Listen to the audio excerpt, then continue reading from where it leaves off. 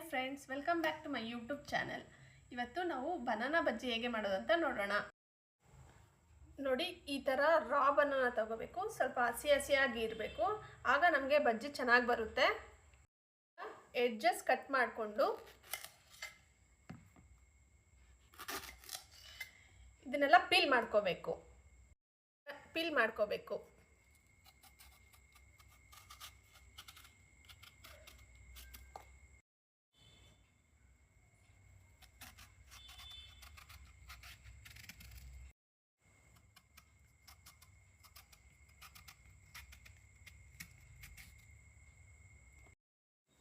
ನಂತರ ಹೀಗೆ half cut ಮಾಡಿ ಚಿಕ್ಕ ಚಿಕ್ಕದಾಗಿ ಸ್ಲೈಸ್ ಮಾಡ್ಕೊಳ್ಳಿ.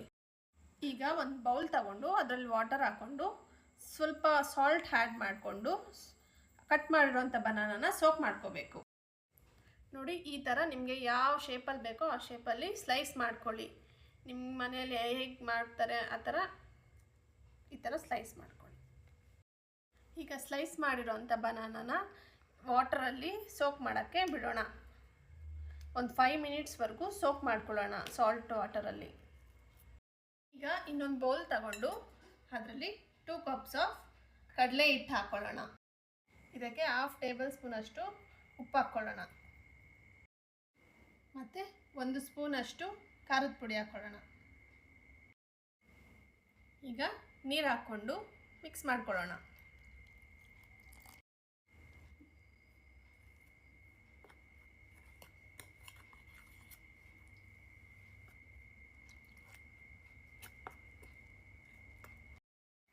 ಈಗ ಈ ಥರ ಯಾವುದೇ ಕ್ರಮ್ಸ್ ಇಲ್ದಿರ ಎಲ್ಲ ಫುಲ್ ಮಿಕ್ಸ್ ಮಾಡ್ಕೊಳ್ಳೋಣ. ಆಲ್ರೆಡಿ ಸೋಕ್ ಮಾಡುವಂಥ ಸ್ಲೈಸಸ್ನ ಹಿಟ್ಟಿಗೆ ಆ್ಯಡ್ ಮಾಡ್ಕೊಳ್ಳೋಣ. 2 ಕಡೆ ಫುಲ್ ಡಿಪ್ ಮಾಡ್ಕೊಳ್ಳೋಣ.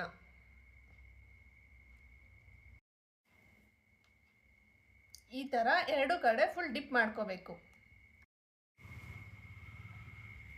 ಈಗ ಆಯಿಲ್ ಆ್ಯಡ್ ಮಾಡ್ಕೊಳ್ಳೋಣ.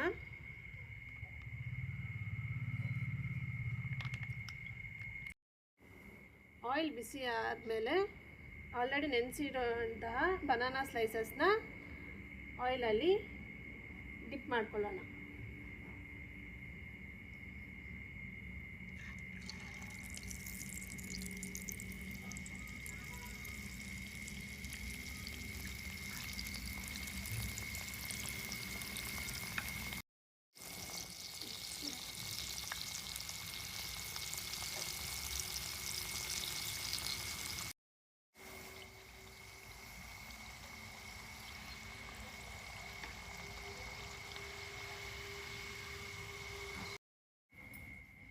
ಬಿಸಿ ಬಿಸಿ ಬನಾನಾ ಬಜ್ಜಿ ರೆಡಿ.